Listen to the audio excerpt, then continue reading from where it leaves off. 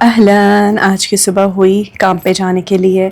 صبح صبح میں اٹھی اور غصباً عنی یعنی اپنے آپ کو زبردستی میں کام پہ لے کر کے گئی. آج میں 2 مہینے کی سک لیو کے بعد جو ہے کام پہ جا رہی تھی. پھر میں نے ہر چیز نئی نئی خریدی تھی اور اپنے آپ کو ہر اینگل سے تصویر کر کر کے دیکھ رہی تھی تاکہ تھوڑا مجھ کو کوئی موٹیویشن یعنی کہ دافع ملے کام پہ جانے کے لیے اور یہ مشوار پورا کرنے کے لیے. مشوار کا مطلب مسیرہ یا پھر آپ کا جو زندگی کا سفر ہے اس کو پورا کرنے کے لیے. کیونکہ کبھی کبھی انسان کی زندگی میں ایسے بھی محطات مینز اسٹیشن آتے ہیں کہ انسان تھک جاتا ہے، اس کا کچھ بھی کرنے کو دل نہیں چاہتا. پھر میں نے کہا پھر میں نے بسم اللہ توکلنا علی اللہ پڑھ کے جو ہے دروازہ کھولا.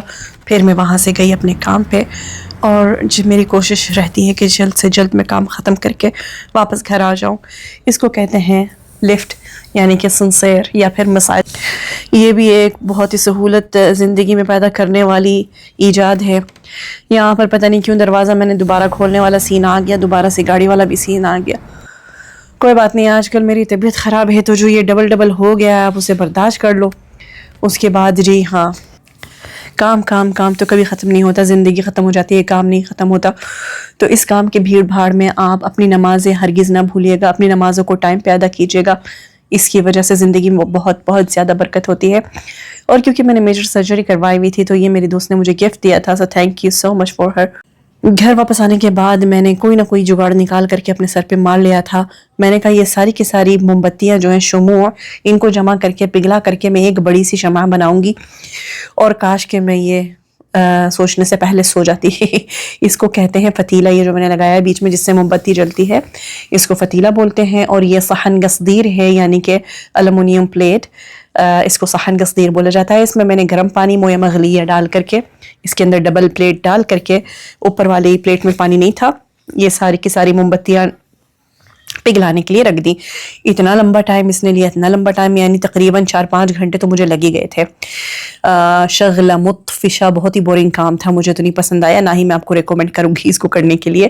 اور پانی ٹھنڈا ہو گیا تھا تو میں نے اس کو چولہے پہ رکھ کے ہلکی آنچ پہ رکھ دیا تھا اور یہ آہستہ آہستہ پگھلتی رہی. اس کے بعد پھر میں نے اس کو خوب اچھی طرح سے چھانا، اس میں تیل ڈالے، ایسنس آئل ڈالے، ایک تو ٹی ٹری آئل تھا اور دوسرا جو روز میری کا آئل تھا. اس کے بعد یہاں میں نے قطرہ قطرہ کر کے، یا اللہ، قطرہ قطرہ کر کے میں نے یہ سمندر بنایا.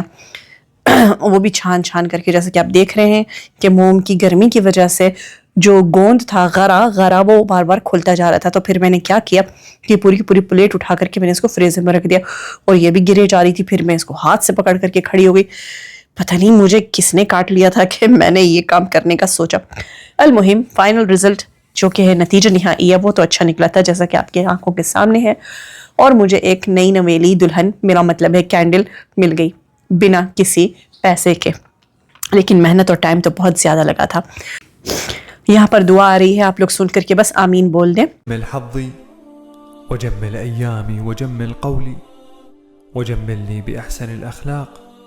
اللهم ارفع شأني وقدري وذكري في الدنيا والآخرة وأحسن ذكري بين العالمين وأغنني عنهم وسخر لي الأرض بمن عليها والسماء ومن فيها واجعلني من أحبابك يا رب العالمين.